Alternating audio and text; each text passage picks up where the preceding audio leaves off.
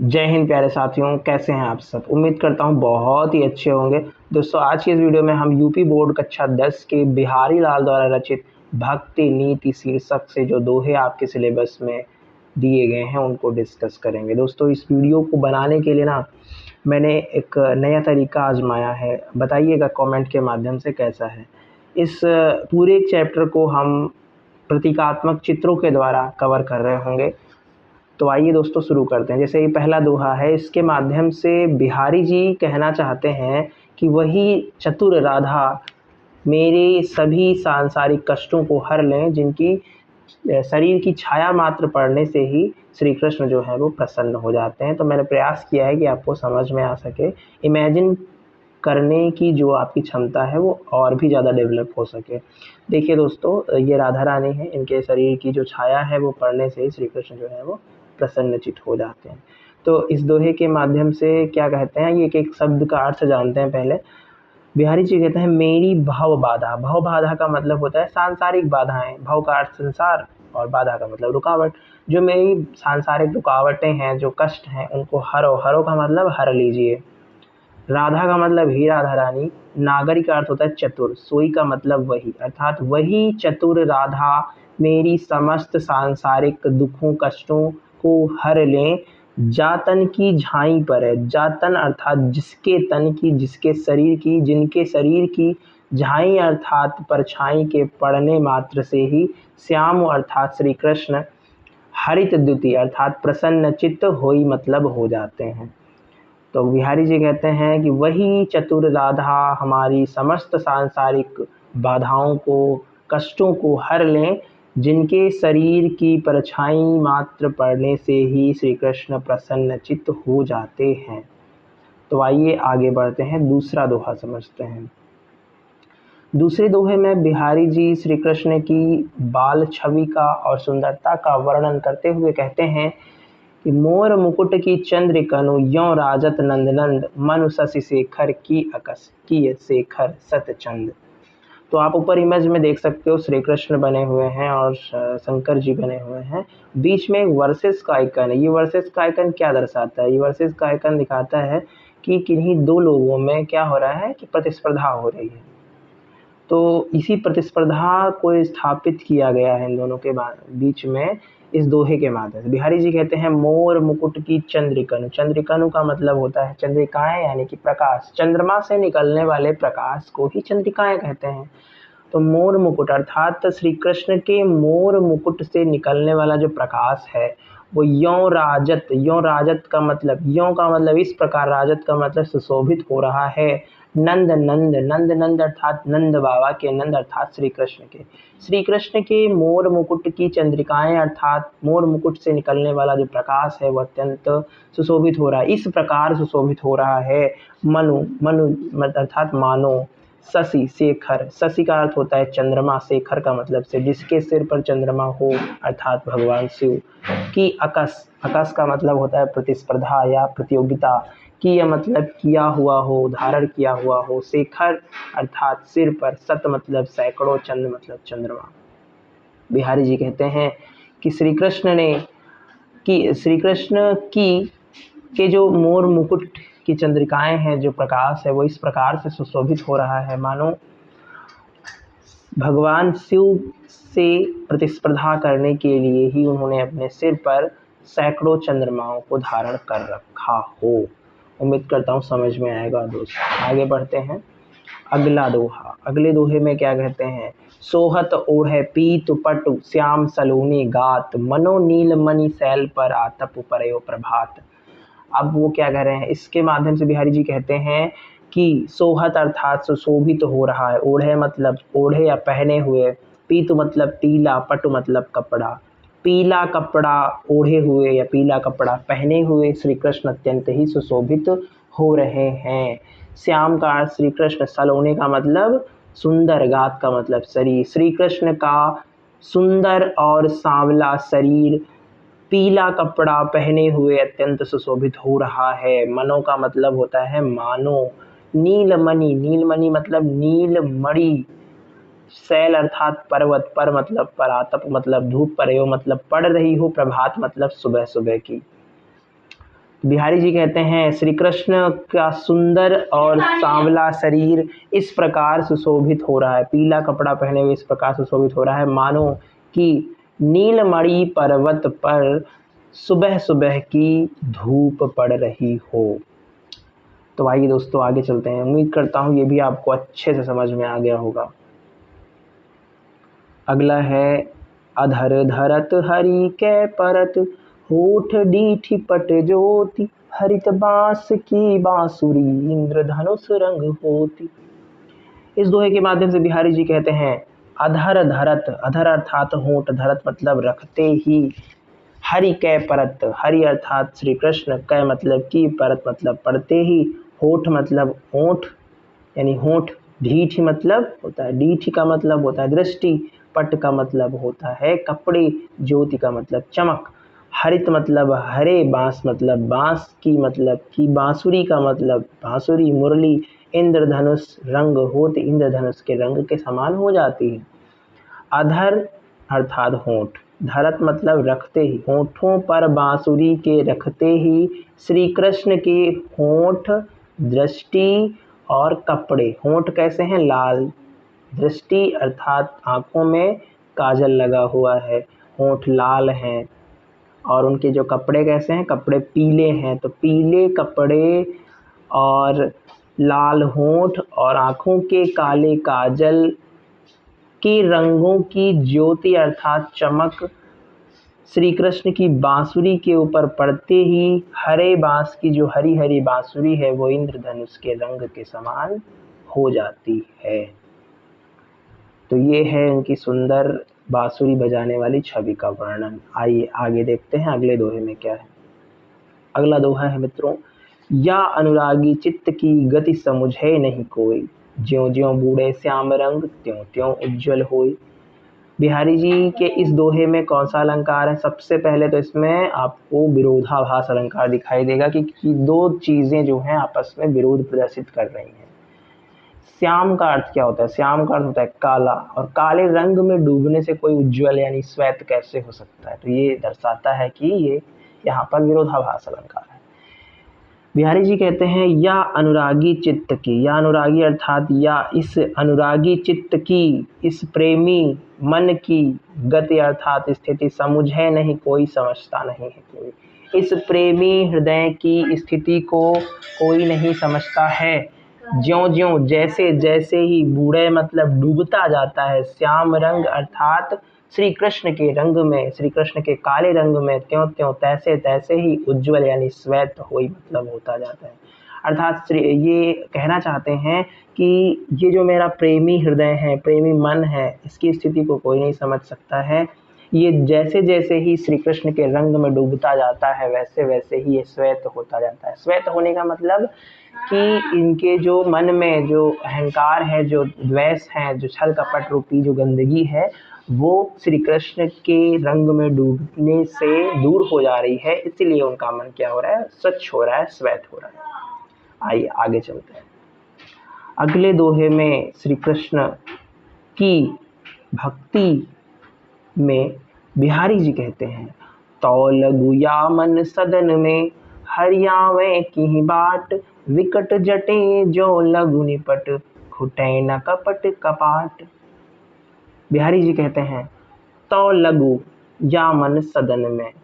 तौ लघु का मतलब तब तक, तब तक, तौ लघु अर्थात तब तक, या मन इस मन, सदन मतलब घर में, मन रूपी घर में, हरि अर्थात श्री कृष्ण, आवे मतलब आए, की मतलब किस, बाट मतलब रास्ते से। तब तक इस मन रूपी घर में श्री कृष्ण किस रास्ते से आए? विकट जटे, विकट का मतलब होता है भयंकर, जटे का मतलब बंद, विकट रूप से बंद, भयंकर रूप से बंद, या कह सकते हो दृढ़ता से बंद। ज्यों लगु जब तक, निपट मतलब पूरी तरीके से, खुटे मतलब खुले, ना मतलब नहीं, कपट कपाट, कपट कपाट यानी छल कपट रूपी कपाट अर्थात दरवाजा। तो बिहारी जी कहते हैं तब तक इस मन रूपी घर में श्री कृष्ण किस रास्ते से आएंगे? जब तक दृढ़ता से बंद कपट और छल रूपी किवाड़ यानी दरवाजे पूरी तरीके से नहीं खुल जाते हैं। तो दोस्तों इस दोहे को दर्शाने के लिए इस एआई द्वारा जनरेटेड इमेज का यूज किया गया है। अगर आप समझ सकें तो देखिए, ये क्या है, ये बिहारी जी हैं और ये इस दोहे के माध्यम से कहते हैं श्री कृष्ण मेरे मन रूपी घर में, अर्थात ये जो घर है ये क्या है, ये मन है। इस मन रूपी घर में जब तक छल और कपट रूपी दो किवाड़, दो दरवाजे लगे हुए हैं और वो दृढ़ता से बंद हैं, तब तक श्री कृष्ण इस मन में कैसे आएंगे, इस मन रूपी घर में कैसे आएंगे। दोस्तों इस मन रूपी घर कहा गया, अर्थात यहाँ पर कौन सा अलंकार होगा, रूपक अलंकार होगा। अलंकार भी आप साथ साथ में स्पष्ट करते चलेंगे। यहाँ पर कपट कपाट, तो यहाँ पर कौन सा अलंकार हो जाएगा, यहाँ पर अलंकार आपका हो जाएगा अनुप्रास। ठीक है, तो उम्मीद करता हूँ समझ में आया होगा और आगे चलते हैं। आइए।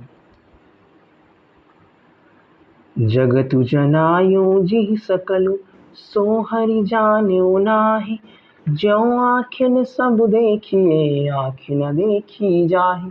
बिहारी जी इस दोहे के माध्यम से कहते हैं जगतु जनायो जिह सकल, जगतु अर्थात विश्व, जनायो मतलब जानकारी दी, जिह मतलब जिसने, सकल मतलब सारे।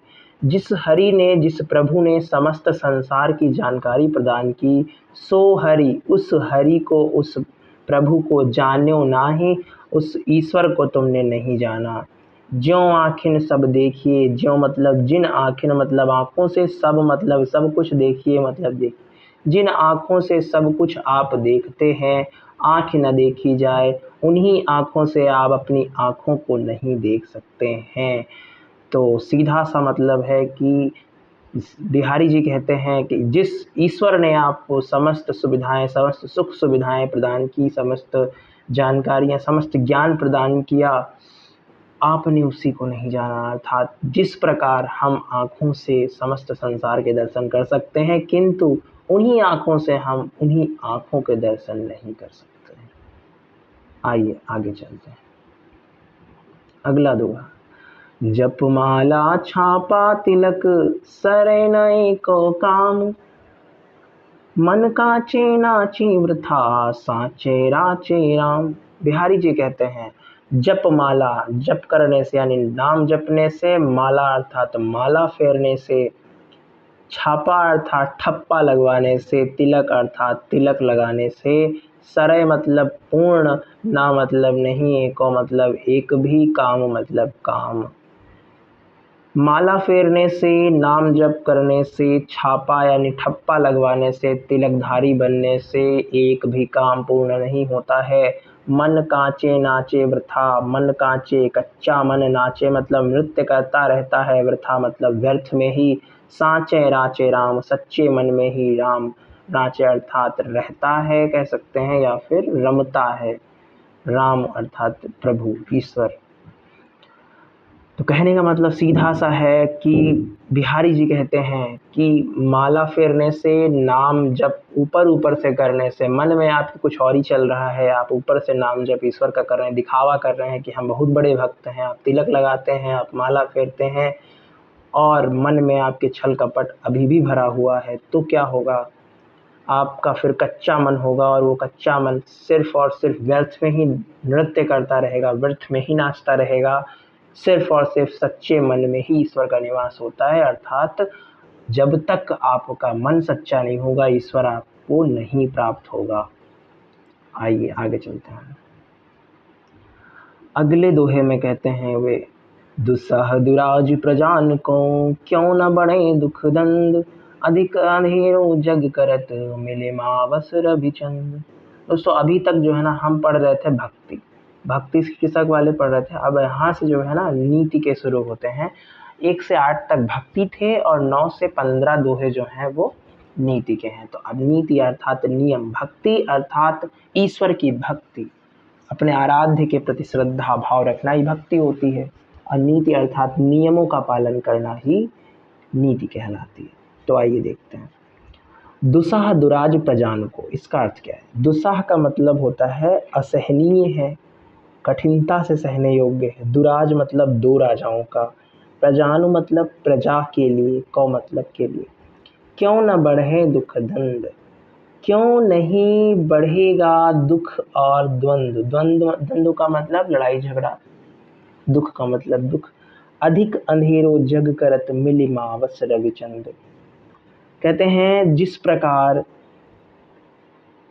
अमावस्या के दिन, मावस रवि, रवि का मतलब सूर्य, चंद्र का मतलब चंद्रमा, मिल मतलब मिल करके, जिस प्रकार अमावस्या के दिन सूर्य और चंद्रमा एक ही राशि में आकर के दुनिया में अधिक अंधकार करते हैं, ठीक उसी प्रकार दो राजाओं का एक राज्य में ही राज्य करना प्रजा के लिए असहनीय होता है और उसके दुख और द्वंद्व बढ़ते हैं, अर्थात लड़ाई झगड़ा बढ़ता है, दुख बढ़ता है।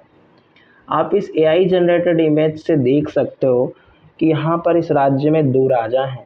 एक राजा क्या कर रहा है, एक राजा अपनी नीतियाँ बता रहा है लोगों को, अपनी नीतियाँ थोप रहा है। दूसरा राजा कर लगा रहा है, इधर नीति और इधर कर। तो प्रजा क्या है, प्रजा दुखी है। उसी प्रकार इधर इस पार्ट में दिखाया गया है कि अमावस्या के दिन चंद्रमा और सूर्य एक ही राशि में मिल जाते हैं तो दुनिया में अधिक अंधेरा हो जाता है। उम्मीद करता हूँ दोस्तों आपको समझ में आया होगा। कविवर बिहारी कहना चाहते हैं कि एक समय पर दो व्यक्ति एक ही कार्य को नहीं कर सकते। कहने का मतलब है कि दो लोग एक काम को जब करने लगते हैं अपने अपने तरीके से, तो उसमें वो काम गड़बड़ा ही जाता है भैया। काम अच्छा तभी होगा जब एक व्यक्ति ही उस कार्य को करेगा। जब दो व्यक्ति एक ही कार्य को करेंगे और अलग अलग तरीक़ों से करेंगे तो उनके बीच मतभेद होना और उस काम का बिगड़ना ही तय होता है। आइए आगे चलते हैं। बसे बुराई जासु तन ताहि को सन्मान, भलो भलो कही छोड़िए खोटे ग्रह जपुदान। कविवर बिहारी कहते हैं बसे बुराई जासु तन। बसे अर्थात निवास करती है, बुराई अर्थात बुराई, जासु तन जिसके शरीर में, जिसके शरीर में बुराई निवास करती है। जैसे देखिए यहाँ पर एक चित्र दिया गया है, चेहरे से लग रहा है ना ये बुरा आदमी है। हाँ बिल्कुल लग रहा है। तो ये जो है ना ये बुरा व्यक्ति है और ताही को सम्मान, यहाँ पर इतने सारे लोग यहाँ पर आकर के इसको जो है सम्मान दे रहे हैं, डर रहे हैं, डर के मारे सम्मान दे रहे हैं। ठीक उसी प्रकार भलो भलो कहीं छोड़िए। भला जो होता है, भला व्यक्ति की, अच्छा व्यक्ति जो होता है, सच्चा व्यक्ति जो होता है, उसको भला करके छोड़ दिया जाता है, उसको कोई ध्यान नहीं करता। और खोटे ग्रह जप उदान, खोटे मतलब बुरे, ग्रह मतलब ग्रह नक्षत्र, जप मतलब जप किया जाता है और दान मतलब दान किया जाता है। यहाँ पे आप इमेज में देख सकते हो जैसे मंगल हैं, राहु हैं, केतु हैं, ऐसे शनि भी होते हैं।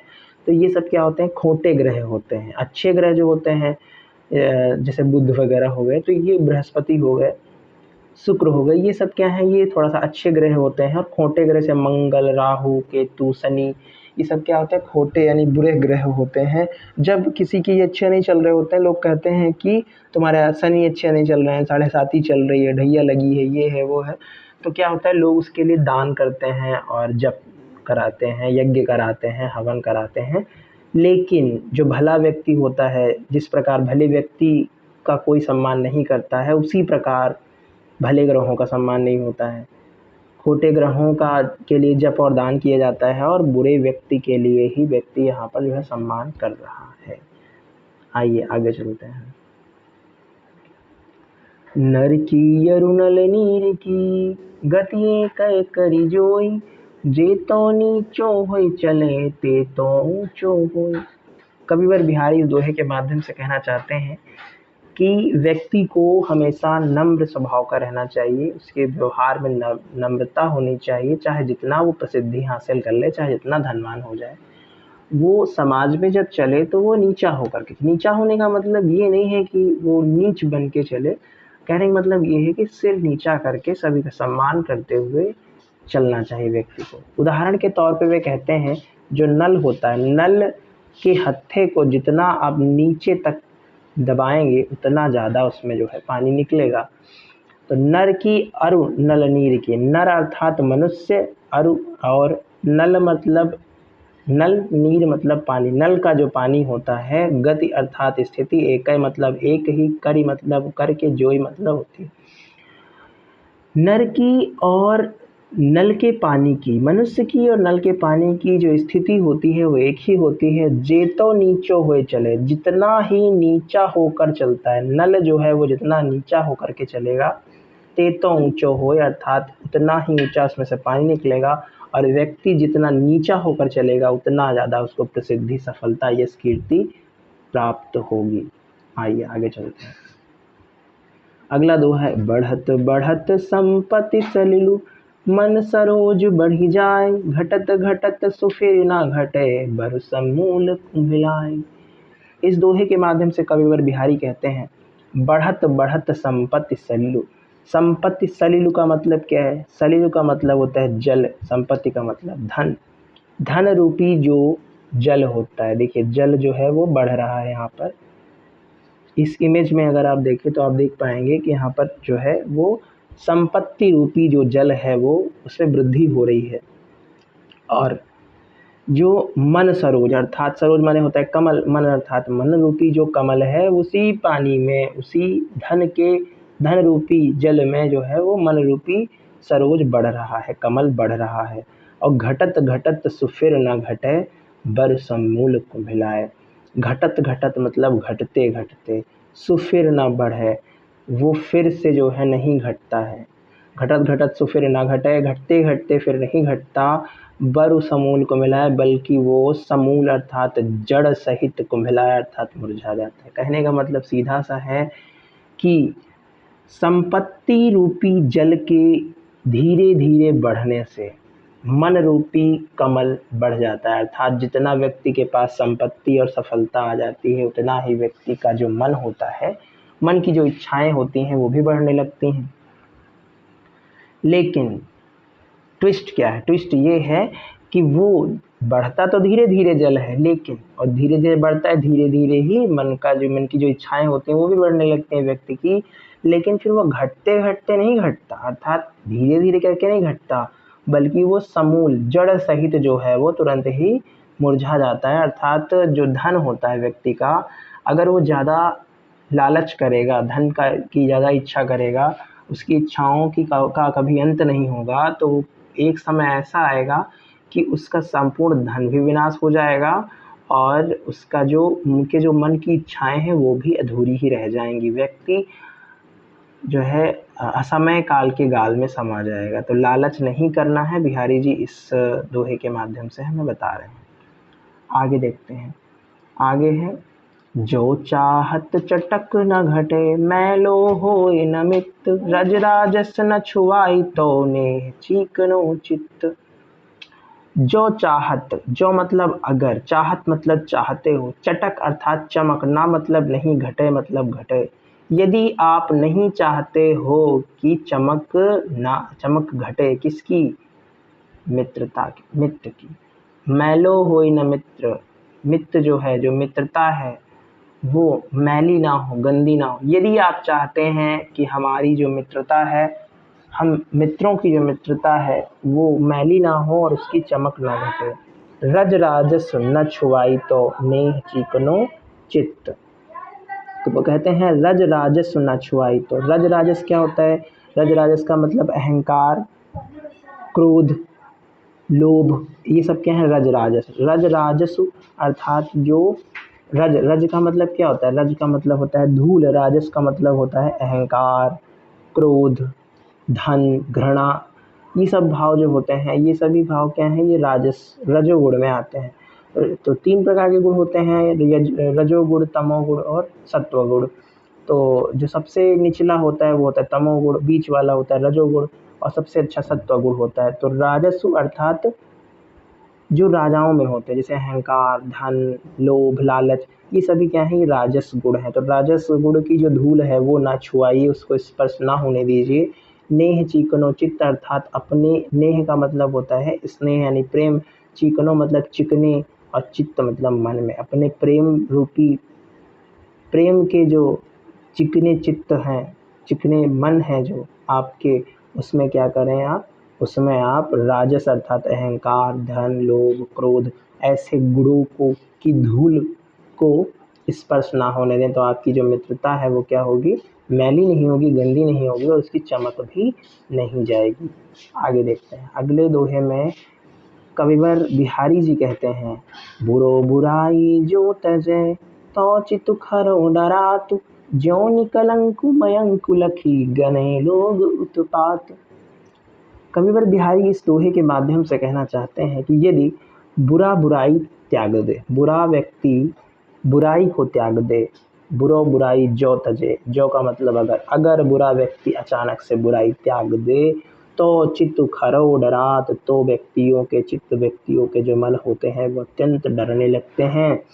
खरो का मतलब निश्चित रूप से डरने लगते हैं। ज्यों निकलंक मयंक लखी, ज्यों मतलब जिस प्रकार, निकलंक का मतलब होता है निष्कलंक चंद्रमा मयंक, लखी मतलब देख कर, गणय मतलब गणना करते हैं, लोग मतलब लोग, उत्पात मतलब उपद्रव की।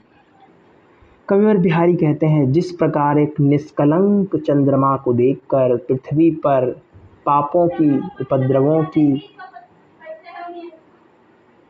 संभावना बढ़ जाती है, ठीक उसी प्रकार यदि कोई बुरा व्यक्ति एकदम से शांत स्वभाव का हो करके और सभी की भलाई करने का प्रयास भी करने लगे दिखाई दे, तो व्यक्ति क्या करेगा, डरेगा उससे। आप देख सकते हैं इस इमेज में एक बुरा व्यक्ति जो पहले से बुराई कर रहा होगा, क्या है प्रतीक उस चीज़ का, उसके आसपास रखे हुए औजार। ये औजार क्या दर्शा रहे हैं, ये औजार दर्शा रहे हैं कि ये व्यक्ति जो है पहले बहुत ही बुरा रहा होगा और लोग जो है ना, अब वो क्या है, हाथ जोड़ के बैठा हुआ है, तो ये व्यक्ति अब अच्छा बन रहा है या अच्छा बनने का ढोंग कर रहा है। लोग तो यही सोचेंगे, भले ही अच्छा हो गया हो लेकिन लोग सोचेंगे ये ढोंग कर रहा है, पास में जाएंगे तो मारेगा। इसलिए कहते हैं कि बुरा व्यक्ति यदि बुराई को त्याग करके और सभी के साथ अच्छा व्यवहार करने लगता है, अचानक से जो व्यक्ति कल तक बुरा था आज अच्छा हो गया है, तो लोग जो है ना वो डरने लगते हैं और उस पर जो है शंका करने लगते हैं। जिस प्रकार एक निष्कलंक चंद्रमा को देखकर व्यक्ति जो है ना पृथ्वी पर उत्पात, उपद्रव होने की आशंका बढ़ जाती है व्यक्तियों की, उसी प्रकार आइए लास्ट दोहा देखते हैं। स्वार्थ सुकृत न संभ था, देख विहंग विचार, बाज पर आए पानी पर तू पक्षी नु न मार। ये कहानी कहाँ की है दोस्तों, आपको पता है बिहारी जी किसके दरबार में रहा करते थे, मिर्जा राजा जयसिंह के दरबार में। तो मिर्जा राजा जयसिंह क्या करते थे, बड़े बड़े राजाओं के चक्कर में पड़ करके और छोटे छोटे राजाओं का राज्य को छीन कर उन बड़े राजाओं को दिया करते थे। तो इस दोहे के माध्यम से कविवर बिहारी ने इन्हीं को संबोधित किया और कहा है, स्वार्थ सुकृत न श्रम वृथा। स्वार्थ का मतलब होता है अपना हित, स्वार्थ अपना हित, सुकृत मतलब अच्छा कार्य, ना मतलब नहीं है, श्रम मतलब मेहनत, वृथा मतलब व्यर्थ है।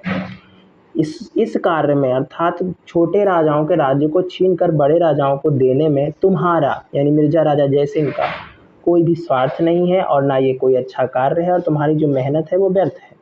देख विहंग विचार, विहंग का मतलब होता है पक्षी, इन पक्षी, ये पक्षी क्या है, पक्षी छोटे छोटे राजा हैं, छोटे छोटे राजाओं रूपी पक्षियों को देखो और विचार करो, विहंग को देखो और विचार करो।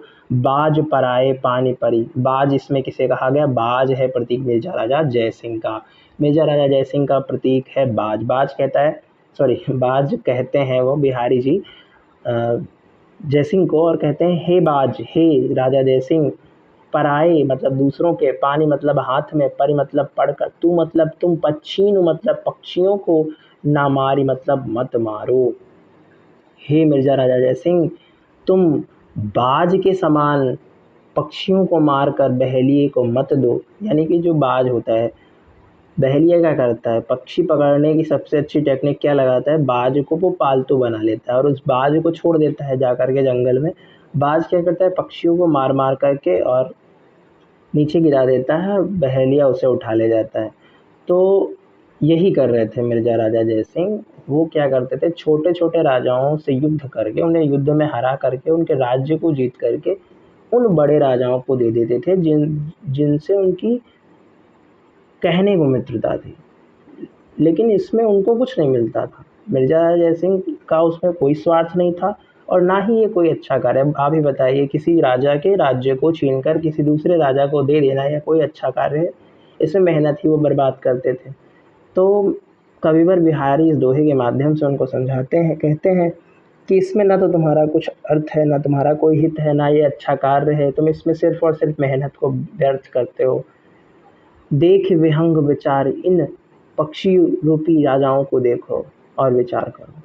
हे बाज, हे मेजा राजा जयसिंह, तुम पराए हाथ में पड़कर पराए लोगों से मित्रता के जाल में पड़कर इन पक्षी रूपी राजाओं को मत मारो। तो ये थे भक्ति और नीति के दोहे। दोस्तों उम्मीद करता हूँ आपको समझ में आया होगा। अगर कम समझ में आए तो एक बार वीडियो वापस करके फिर से देख लीजिएगा और अच्छे से समझ में आ जाएगा। मिलते हैं नेक्स्ट वीडियो में, तब तक के लिए नमस्कार। जय हिंद, जय भारत।